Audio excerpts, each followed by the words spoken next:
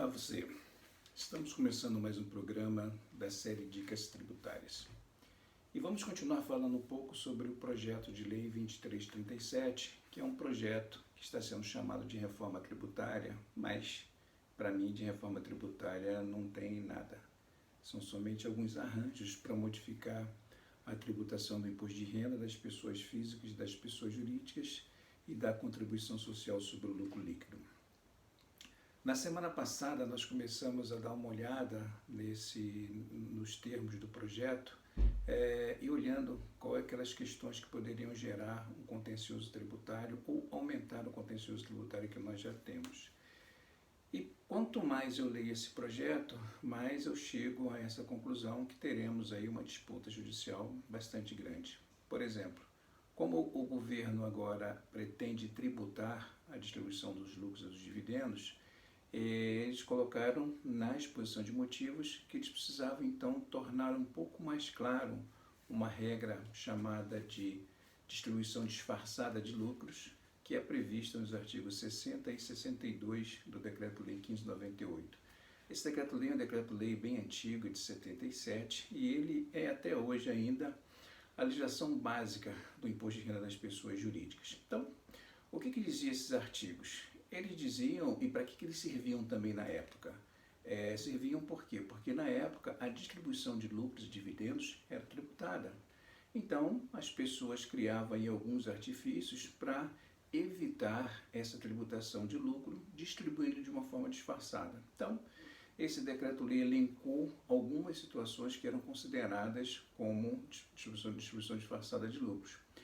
E esse artigo, ele ficou aí inerte durante 25 anos, desde 96 até agora 2021.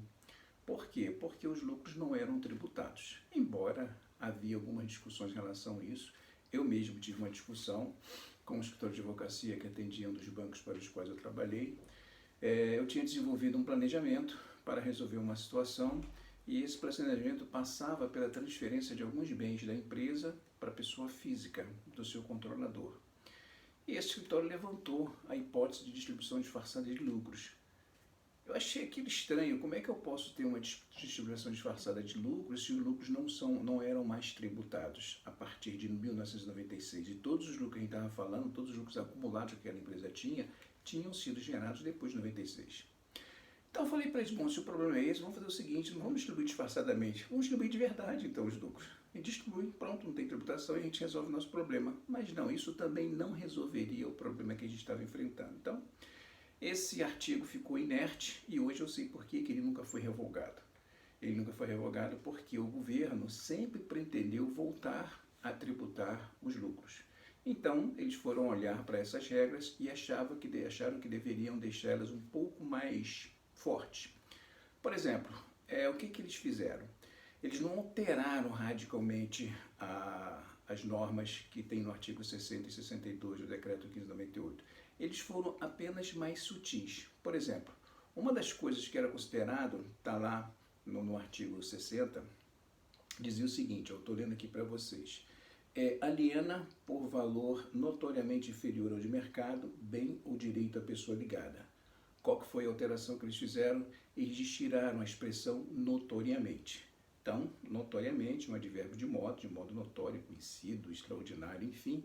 Então, agora, o que acontece? O fisco não precisa mais ter muito trabalho com isso. Se eu fiz uma alienação por valor diferente ao de mercado, inferior ao de mercado, valor de livros, por exemplo, não importa se isso era notório ou se não era notório, se foi, pronto, eu já tenho aí uma condição de distribuição disfarçada de lucro.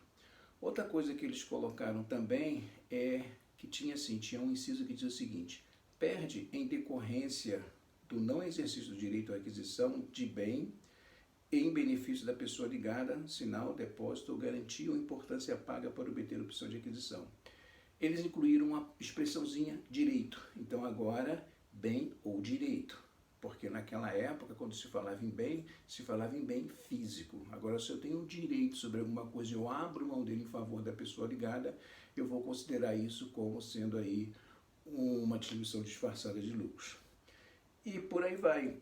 Tem um desses incisos que está nessa nova redação do artigo 60, que me chamou a atenção, que ele diz o seguinte, olha, empresta dinheiro à pessoa ligada se, na data do empréstimo, possua lucros acumulados ou reserva de lucros apurados a partir de janeiro de 2022.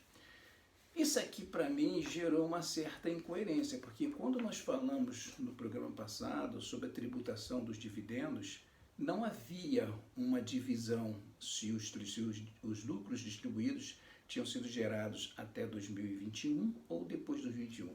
Simplesmente ele falava que os lucros distribuídos a partir de 2022 serão tributados. Aqui eles estão dando uma margem para a gente interpretar o seguinte, opa, então eu posso distribuir disfarçadamente os lucros até 2021, mesmo que seja em 2022, 2024, e não ter tributação? Me parece que sim, porque ele está fazendo aqui essa observação de que desde que eles sejam apurados a partir de janeiro de 2022. Então, isso que significa dizer que os lucros que eu apurei até dezembro de 2021, se eu quiser distribuí-los a partir de 2022, eu posso argumentar com base nesse inciso aqui que eles não seriam tributados. Então, isso deve gerar aí alguma discussão judicial sobre o assunto. Então, essas coisas eu tenho extraído da exposição de motivos. Eu acho que é muito importante para todo mundo que quer entender um pouco como funciona a lei, dar uma estudada na exposição de motivos. A exposição de motivos é um documento obrigatório. Toda vez que o executivo propõe uma alteração ou uma criação de uma lei, ele envia para um congresso uma exposição de motivos para explicar aos congressistas o que ele pretende fazer. Isso é muito importante, porque às vezes a intenção que ele tem não é aquilo que está no papel. Então eu já vi algumas discussões judiciais serem vencidas por falta desse argumento. A intenção não era aquela que estava escrita, então a intenção era outra. Então é importante. Então aqui, por exemplo, nesse caso, a exposição de motivo diz que a intenção é tornar mais claro essa situação de distribuição disfarçada de lucros.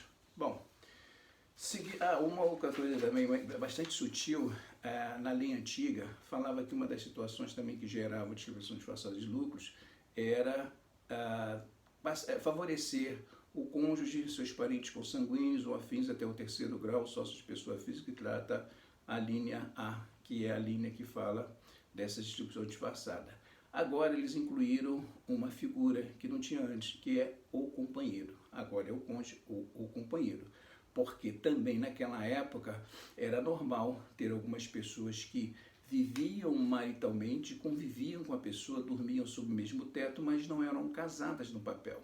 E naquela época também não havia aí um instituto da relação contínua ou da relação estável, da união estável. Não existia isso naquela época. Então, se colocava aí um companheiro, não é nada meu, mas vive comigo. Então, agora a lei também fechou essa portinha aí, colocando, além do cônjuge, o companheiro ou a companheira.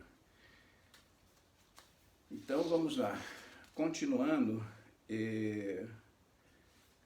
uma das situações que vai gerar também, a meu ver, um contencioso forte é um artigo 62A, que esse artigo 62A ele vai ser incluído também no decreto 1598 e também para determinar a distribuição disfarçada de lucros.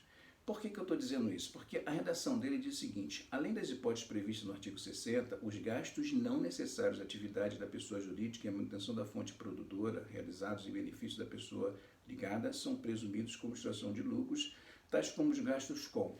Aí ele vai falar em aquisição de carro, em arrendamento de avião, arrendamento de outras coisas, aluguel para o sócio morar, enfim.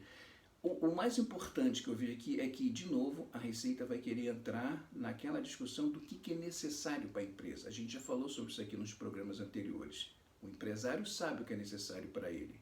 Agora, parece que a Receita também vai querer entrar nessa discussão. Bom, estamos aproximando dos nossos famosos 10 minutos. Continuaremos esse papo na próxima semana. Enquanto isso, vocês podem acompanhar minhas redes sociais. Se tiver alguma dúvida, é só me mandar um e-mail que eu terei prazer em conversar com vocês. Um abraço, até lá. Tchau.